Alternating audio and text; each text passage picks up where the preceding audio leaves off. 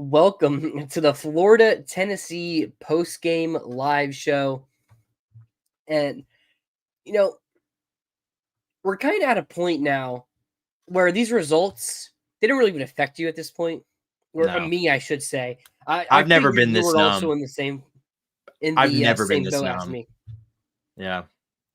Like losses have always no matter the loss, if we're bad, we're good. Like I think it's also kind of just getting older, and Yeah.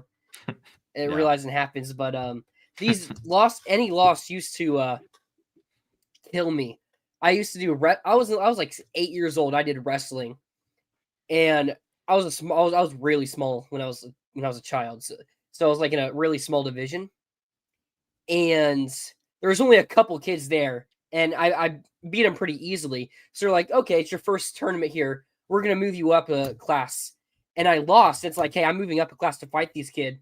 I cried all the way back home because I lost those fights or Yeah. matches, or fight, whatever. No, so losing always has hit me hard, but this year is where it started, where losing's just kind of, it happens. That's kind of where I'm at this point. It not only happens, but it's expected. Yeah. Yeah, I'm running out of things to say about this team. I mean, like, frankly, it seems like this staff and these players don't care, so I don't see why I should. Just being real. Yeah, I mean, heading for the worst season in modern program history. Streak ended.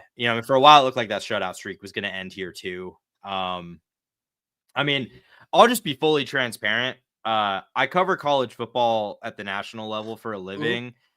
Florida has been relegated to a spot in the quad box for about the last month. Tonight, I've moved on to other priorities. I had it on, Really? but this was just Okay. very quickly a game I decided not worth much of my focus. So, I mean, which is an insane thing to say about a Florida Tennessee game under any circumstances. But yeah, I mean, it's just not much else to say. Just incredibly disappointing. Hard to believe we've sunk this low. I mean, I feel like I've come on here 3 or 4 times this year and said this feels like a new low, but this really feels like a new low. Yeah. Let's get to some comments here. Of course, JLB was here a couple minutes before we went live. No shutout, and they scored 11. Hey, good teams, great teams win the second half. We went 11-0 in the second half. So we might be a great team, maybe. Close one to A, fellas. Hey, close one if you just count the second half. Yeah, Kenny Roberts, good evening, fellas. Can't wait till this staff is gone. It's not just a staff. It's just like it's everything in the whole team right now. Obviously this staff is not good. There's some good coaches on this staff right now, but I think it's a combination of everything. And I saw someone tweet it out. I can't remember who it was, but they made a tweet saying Billy Napier really was the best guy out there calling plays because he's the smartest guy there. And that wasn't a promotion of Billy Napier. That was just saying the people he surrounded himself with on the offensive side of the ball. Because is there outside of Billy Gonzalez, is there anyone on this offensive staff who feels like they're qualified to coach here? I mean, okay, Jaluk. Yeah, I mean, but like in terms of the guys that are now playing an influential role in the offense, I mean, and no disrespect intended, like maybe these guys end up having successful careers, but it's just a fact of the matter. Ryan O'Hara and Russ Callaway are not qualified to be the quarterback coach and offensive coordinator of the Florida Gators. Again, nothing against them. They may be qualified for a job like that one day. They might get something after this and it'll work out. But when you look at what their track records are, like these guys just should not be in the positions they are. The fact that Billy's offensive staff was, him obviously being out of his depth as a play caller paired with, other guys on his staff who are just underqualified offensively. I mean, you just really see it. And I mean, I was excited to see after they fired Billy, just to see like what a different offensive play caller would look like. Man, it's more of the same. Nothing has really changed fundamentally. I think there is some. I mean, we noticed against Georgia a lot less motion. Mm-hmm. Like I think there is a little bit of a difference, but I think we're at the point now where it doesn't really even matter. I mean, you're not going to install a new offense during a bye week or the weeks that follow. So, like, should have probably tempered our expectations even more. But yeah, I mean, you're right. There's some things that I think, like formationally, I think they've done some things that are a little bit more conducive to Florida being successful. But like, I think this offense just from a design standpoint is kind of rotten to the core. And glad we only have one more game of it, I guess. Yeah, this is by far the worst. Yeah, at this point, I mean, I think year one was a pretty solid team that just collapsed at the end of the year. Year two, such a weird team. I mean, obviously they collapsed even worse at the end of year two, losing 5 straight and not like 3 straight like the year one team did. I mean, both those teams had decent offenses. Like, and, I mean, last year also with lag. Yeah, it's weird. The offenses consistently has got worse from every year. Like, we look back at Anthony Richardson, and he was a very inconsistent QB. He had bad games. He had some great games. Our run game was still pretty solid that year. And then year two, you lose him, but the offense is consistently solid with Mertz. And then, year three, you have some inconsistencies with Mertz and Lagway, but, get something going with some games. And this year, it's just been a total crapshoot. I mean, what's our highest point total outside the Samford or the LIU Long game. Island game? Yeah. Whatever we scored on Mississippi State, probably, right? Okay, yeah. Well, no. What was the final score of that game? Was it 23-21? Was that so it? Then we scored 20. I think it was. Yeah, 23-21. Okay. So we scored 24 on Ole Miss, 20 on Georgia, 29 against Texas. Jeez, man. So we'll see what happens against FSU.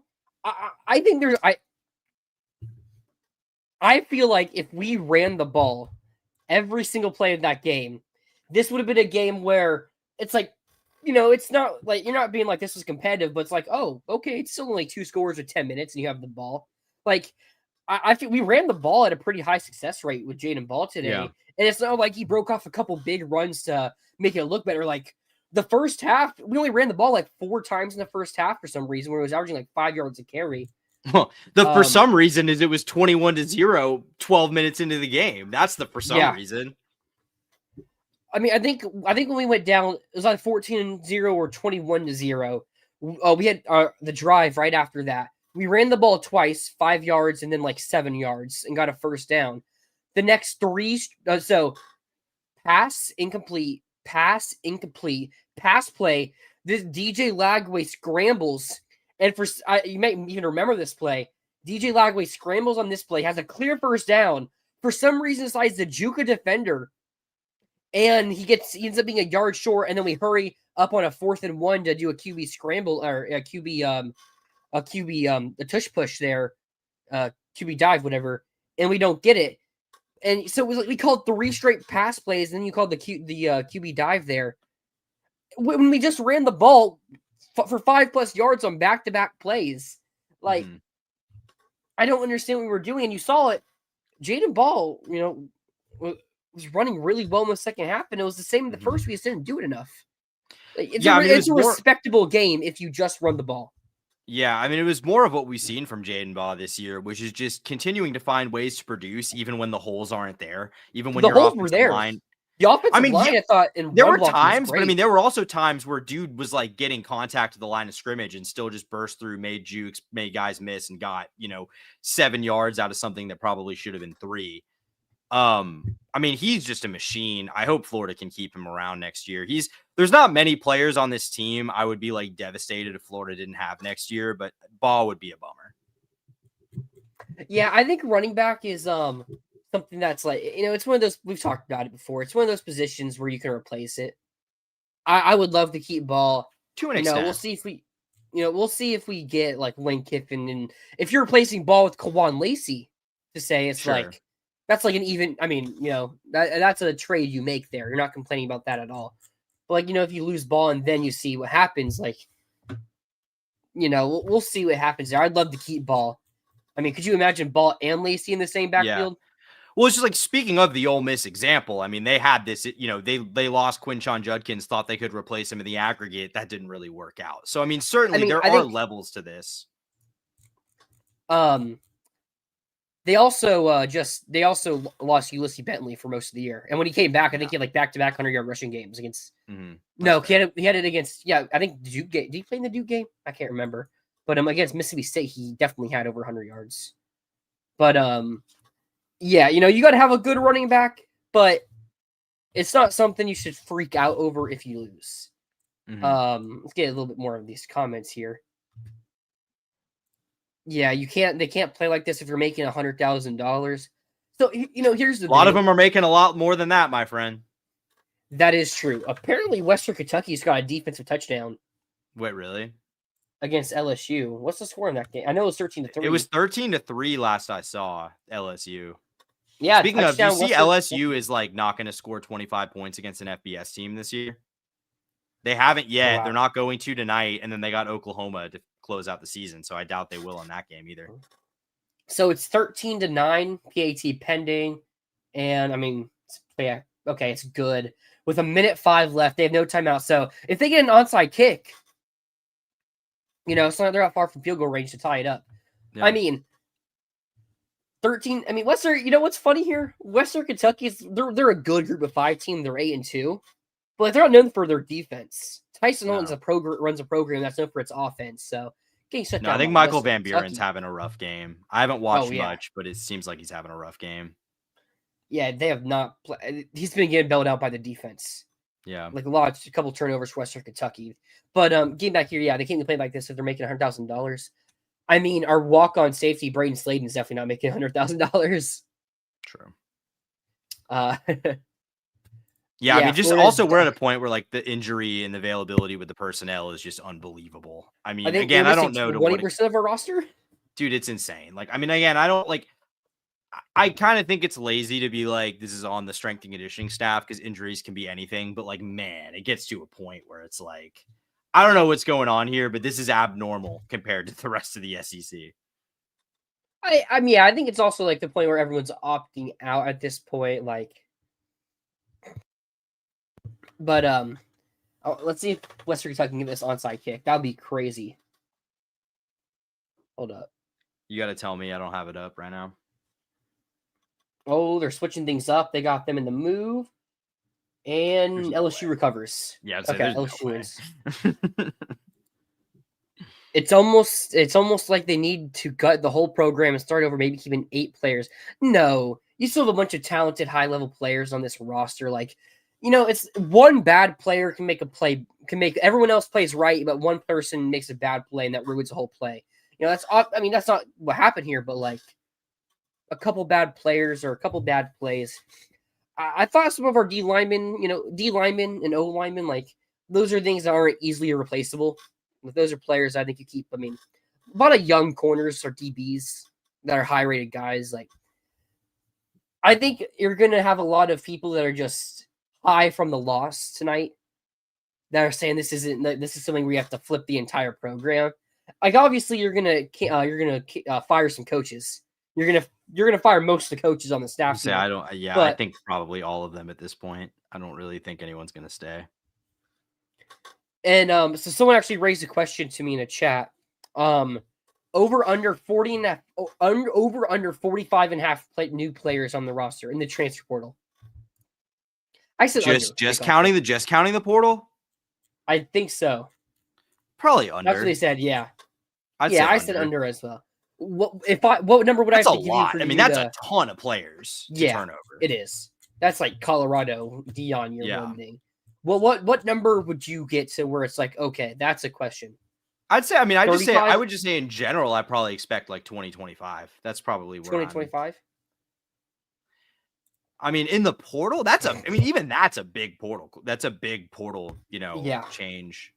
I mean, I don't really think you're going to see guys leave in mass unless like a new coach comes in and tells them they don't want them and they want to bring their own guy. I don't really see that happening. Yeah, I don't know. Yeah. Okay, in terms of, back to some... we're going to go for it. Clean house, Yeah, I fire mean, everybody, even the volunteers. they're gonna, y'all. Like they're gonna do that. I don't think there's anyone on this staff really. I mean, I said maybe Billy G. I kind of don't see that happening at this point. Yeah. I mean, I'm not saying it couldn't, but I kind of think it's probably just going to be a clean start. Everything bad happened on this Napier regime. This offense is terrible. Yeah. Yeah, no argument. The guy who hired Napier keeps looking dumber and dumber. I agree Scott Strickland should be fired. It's not going to happen. Mm-hmm. Yeah, it's I think it gets interesting if we do miss on Lane Kiffin. Although I don't think he's going to get fired because he just signed that new deal. Upper management. That's why. Yeah. But tired of the 12 personnel. Wide receivers can't get separation. Slants killing the corners. I mean, everyone. Here's the problem: we run 12 personnel with terrible tight ends. Tony Livingston's shown a little bit. I mean, it's not like he's making insane plays, but it's better than dropping passes. Yeah, I mean, I guess my issue is just teams that don't have good tight ends don't run as much 12 personnel as we do. There's an element of you might have something you ideally want to do, but you have to understand what where your personnel's at and base the offense accordingly. Yeah. We have all this speed and not using it. Yeah, I agree. I mean, it also doesn't help that Lagway still misses guys sometimes.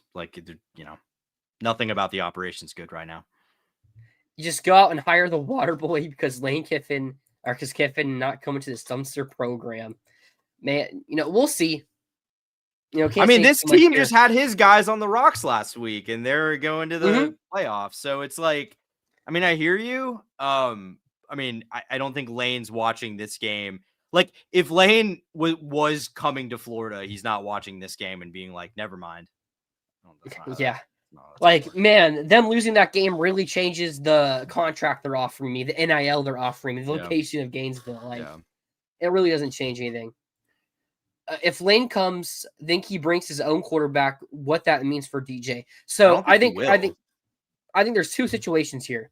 One, Lane goes and gets some, starter guy we've mentioned his name, Jaron Kiwi Sagatupelli. There's some other high level player that's if you're coming here, they're starting. Or he maybe brings in some younger guy, brings in someone that you wouldn't be surprised if they competed with Lagway. I don't think it's a surefire thing that if Lane comes here or whoever comes here, whatever coach we get, is telling Lagway to kick rocks.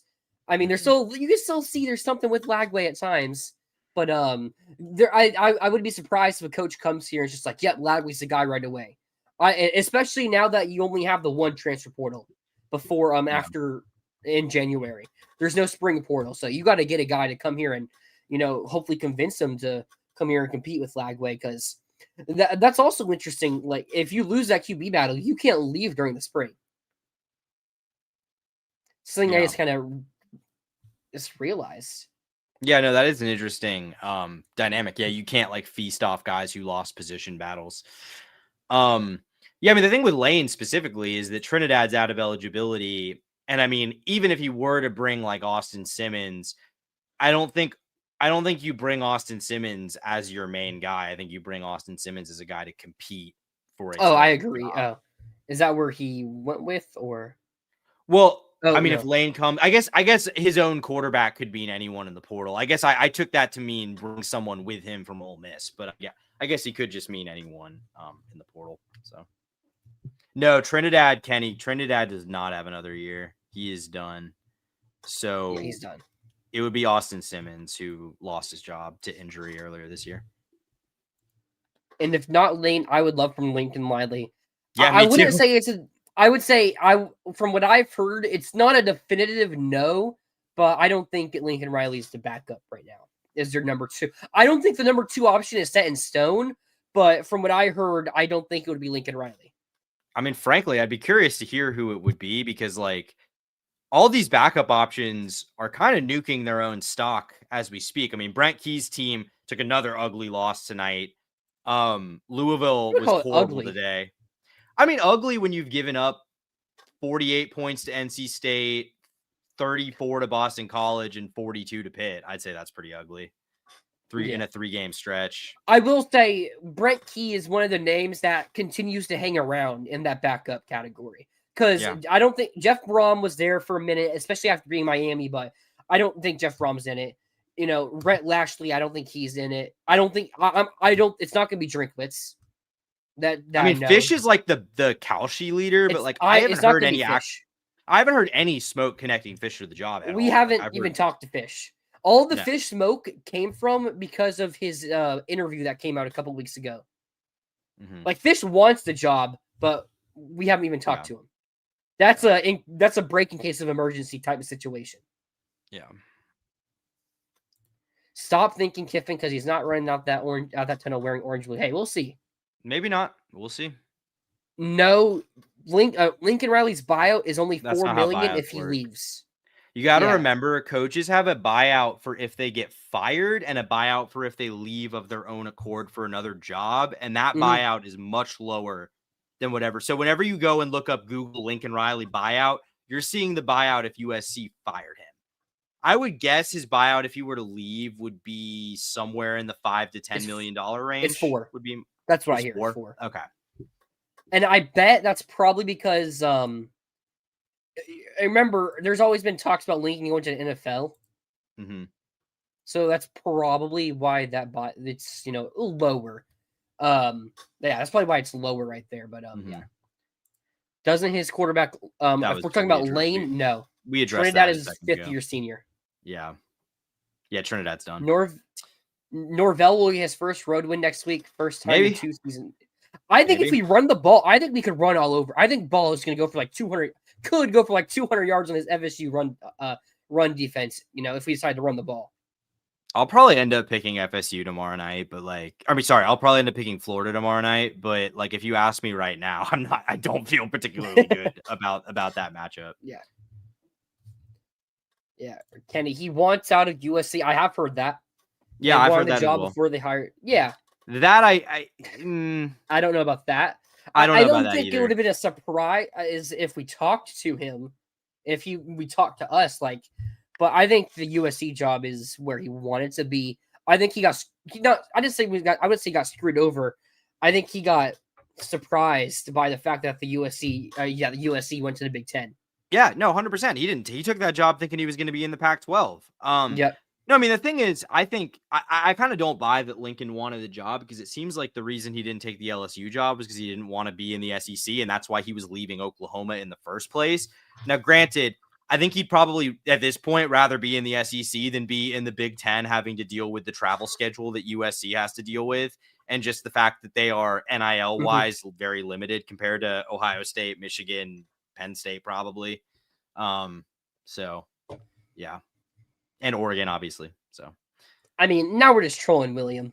Yeah, I mean, Mike Norvell, the next coach for UF. I mean, now we're just. I mean, I will say at this point, I'd probably, if I had to bet, I'd probably say Mike Norvell sticks around next year. I think if they beat Florida, so they make the bowl game, yes. But if I feel like you have to, now that James Franklin went to Virginia Tech. Well, that's my point. It's like, who are they going to hire?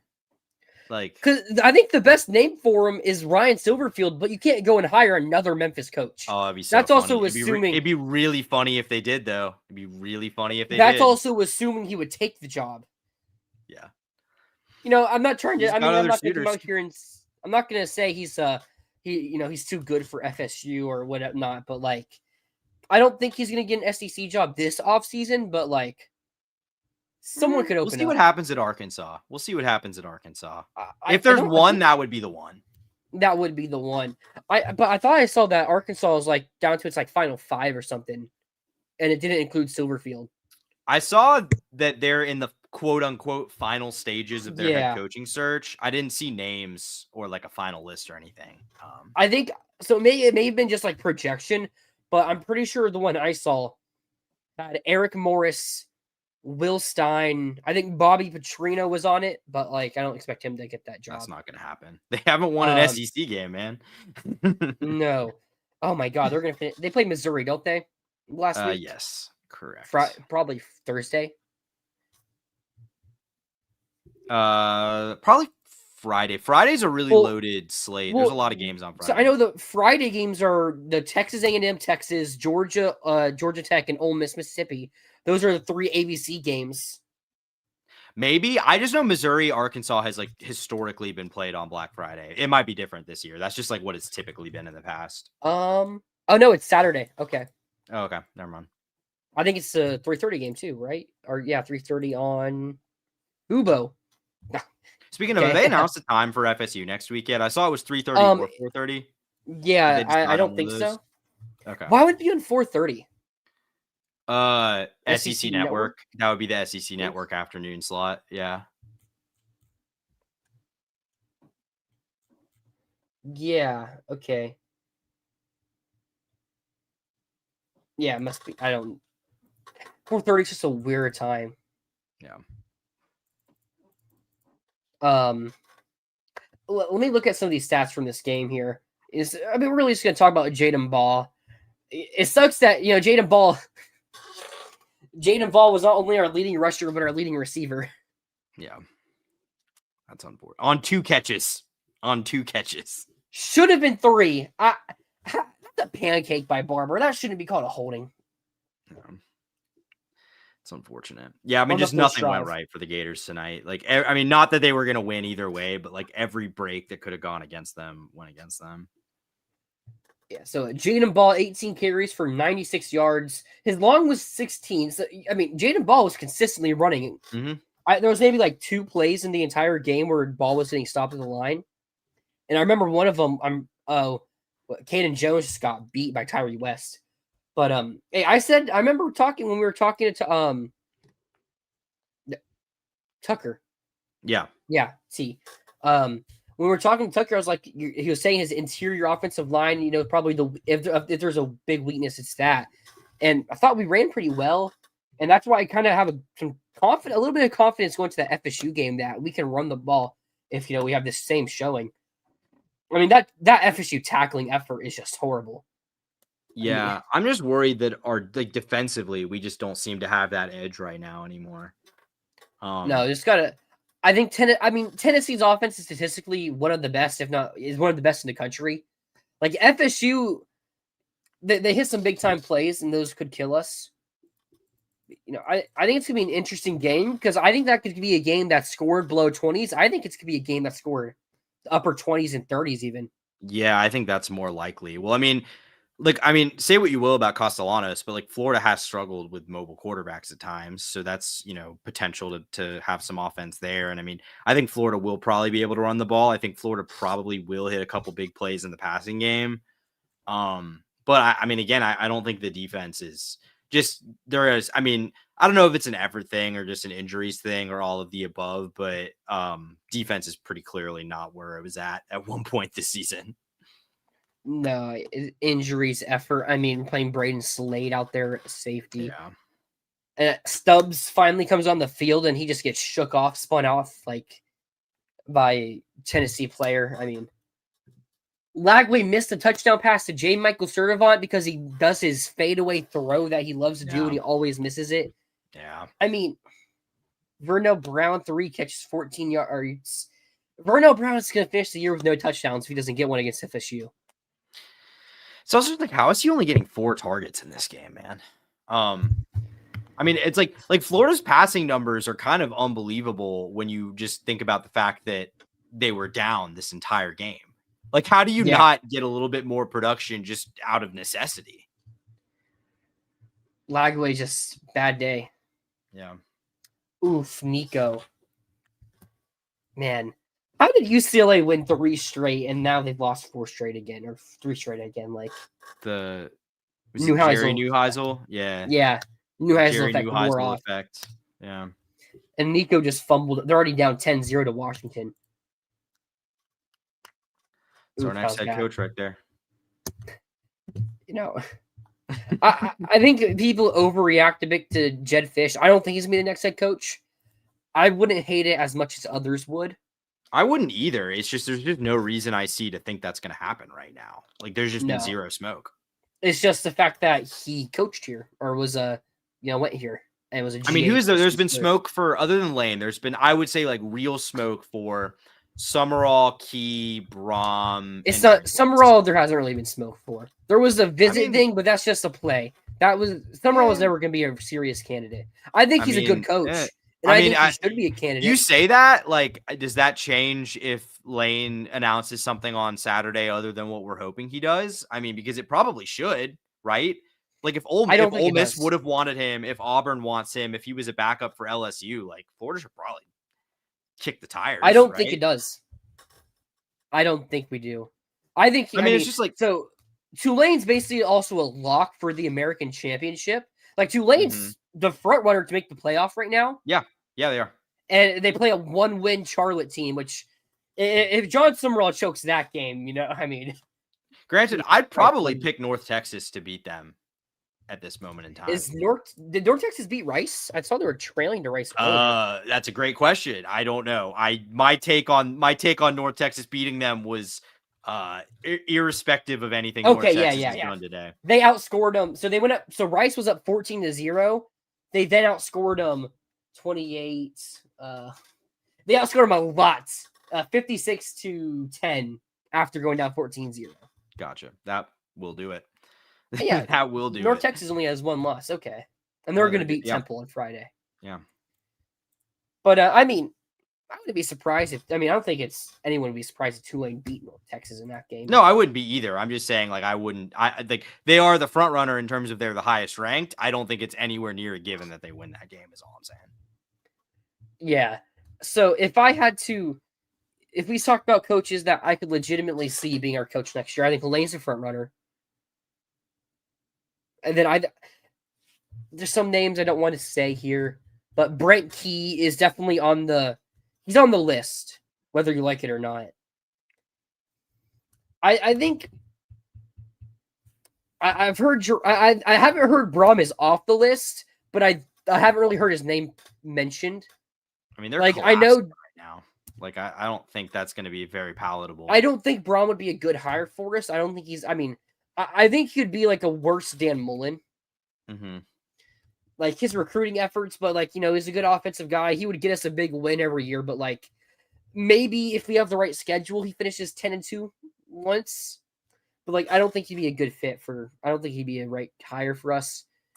And then I've just heard Drinkwitz isn't on the list. Then I'd say probably Fish, like in case of emergency scenario. Well, one of Florida's insiders this week reported publicly that like there is literal backlash, or like sorry, the administration is aware that there would be backlash if they were to hire Drink. So I mean, yes, that's why look, y'all, I know you guys don't want him. It seems pretty clear that you've made your voices heard and they have listened. So my understanding, Scott was high on Drink, and it was always going to be lane 1, but then Drink was probably 2. But there's some backlash from boosters and fans really put out the backlash. And I think it's going to be interesting because I think LSU is going to end up hiring Drinkwitz. I think that's all that's going to happen. And I see a lot of fans, I think Drink's a good coach. I wouldn't be mad if we hired Drink. It's not going to happen, but I wouldn't be mad at it. It'd be interesting to see how LSU fans react if they hire Drink. I was a Drink defender. My take kind of for a while had been like, you guys need to relax about Drink. It's not exactly what we want, but it would probably work pretty well. I'm not saying I don't believe that anymore, but I will say, like, I feel a lot less inclined to defend him with the way they've struggled down the stretch this year. Now, granted, quarterback injuries, very real thing, fair excuse. Still would like to be hiring, especially a guy that doesn't necessarily have the like bona fides in terms of big time wins, that kind of thing. I'd like to be hiring a guy that's just coming with a little bit more shine than he has right now. Yeah, LSU fans have said a lot of LSU fans said on Twitter they'd rather have Frank Wilson than Eli Drinkwitz. I mean, no, you wouldn't, but I feel where you're coming from. Yeah, they probably just think he's gonna be the next Coach O and win him a fluke national title. Yeah, okay, man. That the difference between Florida's program and LSU's program is, they had that, it's a national title. It's not a fluke, but like outside of that 1 year, They hired Brian Kelly. Florida could have went and hired. I mean, Mike Gundy really wanted the Florida job. Mike Gundy would have crawled over broken glass to take that job, buddy. Well, Oklahoma State was a good spot back then. Like, I think Mike Gundy would have been a good floor hire. Like, I think we would have been better every year than we were under Napier with Mike Gundy. Like, we would probably be winning 8 games, maybe 1-9, maybe we would have gone like 9-8-7 or something like that. But like, I think it would have been a better floor hire. We just went with the high risk, high reward hire and Brian and Billy Napier. But like, outside of that, the only difference between the two programs is the fact that they had that title run in 2019. Like, between 2010 and 2019, we were the same program. Like, results. Yeah, I mean, the thing is, the argument they have is that they've won 2 national titles with 2 not very good coaches, which is a good point. I mean, that's fair. My counter to that, at least if I'm Florida, like, what I'm telling Lane's representatives is, yeah, and then what happened to those guys? They both got fired. Like, yeah, so that was all I had to say. Yeah, I've seen multiple people point out, like, Florida's now fired 5 straight coaches. 4 straight coaches. Mullen. Yeah, 4. Yeah. LSU's fired 3 straight coaches. Yeah. Kelly, Cocho, and Les Miles. Like, they're one off. You know, it's just some interesting arguments, and all the smoke online is Lane Kiffin to LSU. Now, I have seen because basically all the past like 3 days has been LSU or Ole Miss, and people have been saying Florida's out of it, which was just not true. But now I've seen, like, today, it's been, okay, it's probably going to be LSU, but hey, don't count out Florida. Yeah. So it's starting to trickle back up, but I think Kiffin's going to be the next head coach here anyways. Yeah, I mean, look, I don't have any inside info here. You're more tuned in than I am. All I'm going to say, and this is based on nothing but my own sort of hunch and inclination, I'm not saying that Lane's coming to Florida. Lane could very easily be going to LSU. I'm just saying there's a reason you're hearing all this LSU smoke and you're not. Like, I mean, look, the fact that, like, I mean, Jimmy Sexton's a master of this. If you're hearing about things, you're hearing about it for a reason. And I personally, I'm not saying this means that he's coming to Florida. I just find it interesting that Lane's family's trip to Gainesville did not leak until the LSU news, the news of his family visiting LSU leaks. The Florida's reported offer to Lane did not leak until LSU's reported offer to Our Lane offer leaked. also hasn't leaked. Well, I mean, On3 reported that they're Brett McMurphy said that everyone's offering him around $13 million. Yeah, that's what I'm saying. That's my point. But that's the first time we've ever seen even a legitimate report saying here's the ballpark of what Florida's offering. That's my point.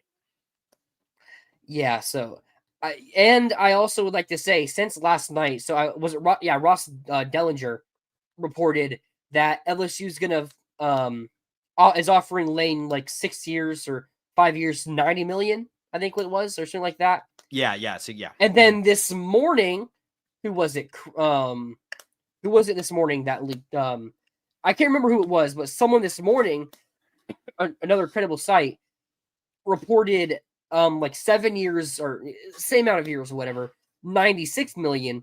And then I think that was, I want to say it was Brandon Marcello of CBS Sports. I might be wrong about Brandon that, Marcello. I think that's what it was. Yeah.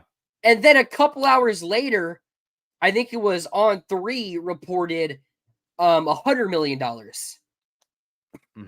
Like, I mean, which is weird because apparently it was a done deal at 90. So why is it still going up? Exactly. It's like you have 3 different credible sources, that are reporting 3 different numbers. Yeah. I think we'll see. All I can tell y'all is just hang tight. A lot's going to be said in the next week. And I'm not saying it's going to be good news at the end of it. I'm just saying if it were a done deal right now, we would have heard about it. This would be public if this were a done deal. So I'm not talking about someone on TigerDroppings.com saying it's a done deal. Yeah. But that's going to be it for tonight's show. We'll be live tomorrow night at a little bit later, 7:30, 7:15, after the Jags game closes. I didn't even realize we played at 4. After the Jags 4. dominate the Arizona Cardinals tomorrow, and I feel a little bit better about my football life. We're close. I mean, we should make the playoff. I talked about it last week. You should. We're not going to jump the gun here, but yeah, we'll see you guys tomorrow after the Jacksonville Arizona game at around 7:30ish o'clock. But I hope you guys got some enjoyment out of watching this. Maybe some hope for the future. Frankly, I hope you guys turned it off and enjoyed time with your loved ones and family or whatever hobby you have. That's frankly what I hope right now. Yeah, but we'll make sure you guys leave a like on the video, subscribe to the channel. We'll see you guys tomorrow for a show. Hope you have a great night and great Sunday. But until then, we'll see you next time. And as always, go Gators.